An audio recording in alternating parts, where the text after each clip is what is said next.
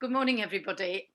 Welcome to our weekly chats with local people and people in church about what's happening for them. And today I'm going to be talking to Sally and Joe, both Cockermouth Rotarians, about the work that they're doing with a new project called Boredom Buster Boxes, which maybe many of you have heard about and often wondered what they were. So Sally, would you like to tell us a little bit about them, please? Yes, thanks, Wendy. Well, Boredom Buster Boxes came about in the first lockdown originally, around realising, I think, that a lot of people who had been asked to isolate, whether that was through age or needing to shield because of conditions that they had, were spending inordinate amounts of time in the house, often on their own or with very little engagement.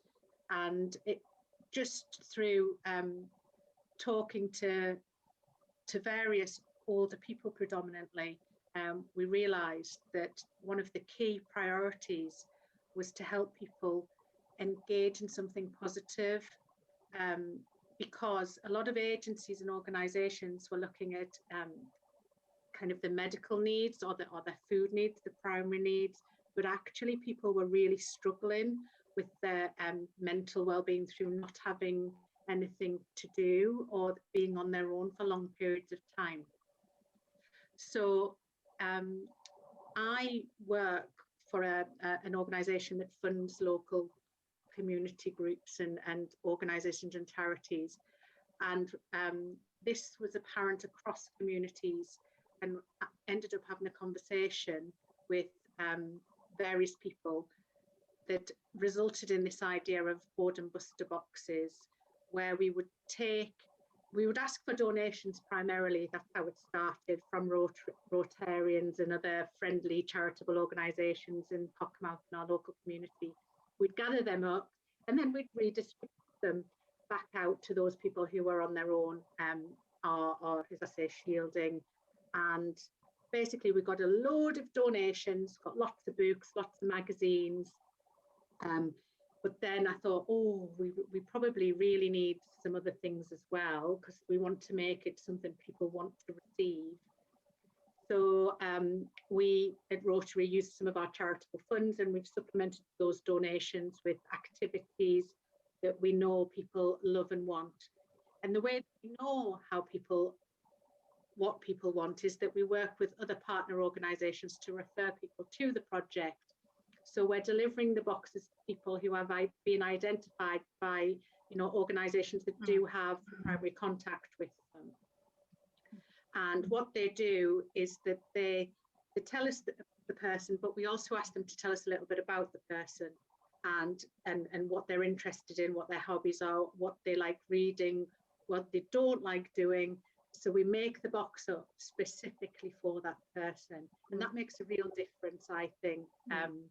So we have, we might get told that Betty likes to knit, read a little bit of romance, and likes to flick through a magazine. She doesn't like to read anything too heavy. So there would be a Hello magazine goes in, and a nice little novel, The Mills and Boon or something, and we would. They might like knitting, so we put some knitting magazines in and wool. And we always put in some sweeties and some other nice things like notelets and various Sudokus, crosswords. And where possible. Does Joe want to just show us a little bit about what's in the box? What's in the box, Joe? What's in the box? Basically, as Sally basically, as Sally said, we make enquiries, and we do try and tailor the box to the recipient's interests. So we do with everything from jigsaws to magazines of interest, to novels again that people are interested in, puzzle books, adult colouring books, which is quite a good thing at the moment, and it's very therapeutic. And we always chuck a bag of sweets in as well, just to. Excellent, thank you, Joe. Thank you. So that all sounds really good, Sally. And you pick up those referrals from various organisations, you were saying. Yeah, I think the probably we started off working with Age UK because obviously they had a befriending service where they're ringing people up that were isolated or shielding. So they would give us anybody that they thought would appreciate it, and obviously had the contact to be able to find out and know those people and tell us what they wanted. Yeah. So how many boxes have you given out so far, do you know? About 100. Excellent. That's lovely. Here or there. Yeah. So that's going really well. Very positive. But now there's another project coming up, I think. Yeah, something I think to do with what Cockermouth is famous for, daffodils. Yeah, well, as well as Age UK, another really important referral route is from our GP surgery, because they have specific frailty nurses and people, practitioners who look after people who like social prescribers and things like that. And they've become a really important in the latter stages referral route to us. And it was through one of those referrals actually that we got asked if we would deliver a box to a lady in Flimby, which is outside of our area. But actually I said yes, no problem at all. And she loved knitting and various things. So we trolleyed to Flimby with our box, knitting patterns and all sorts in the box. And this lovely lady, very, very sad, because she hadn't been out since March. She wouldn't go out, she refused to go out. She was really worried about COVID, but loved her crafts and loved her knitting. But also what she said, she was so grateful and emotional for this box, and she was desperate to do something back to me, to us, for the gesture. So just as a flippant comment, I said, do you know what would be lovely? Can you knit daffodils? Because we live in Cockermouth, and you know,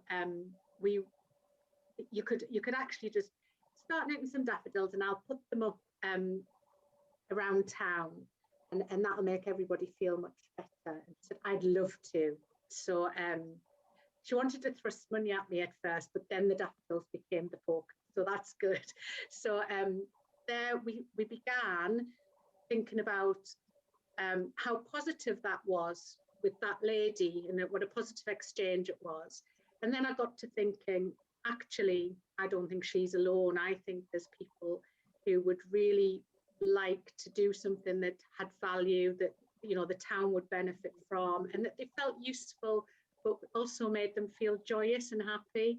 And daffodils do that. They're yellow. They're the first signs of spring. And to be honest, January's been very dreary. It's been dark nights, very cold. And for some of our most vulnerable residents, it's been really hard, because it's come at the end of a long year already. So we've been absolutely overcome, really, by the positivity that we've got for this idea. That's fantastic. I mean, that's really good. So if we all look out for lots of daffodils coming up, and if anybody wants to volunteer to make any daffodils to help decorate the town, then they can contact you, Sally, or they can contact me, and I'll pass them on to you. And we look forward to the town being well decorated with daffodils at the beginning of April, to remember and partly celebrate William Wordsworth's birthday, which again Cockermouth is famous for. So just want to say thank you very much, Sally and Joe, for coming along today and sharing with us. And we look forward to seeing the town awash with daffodils very soon. So thank you very much. Thank you. Yeah.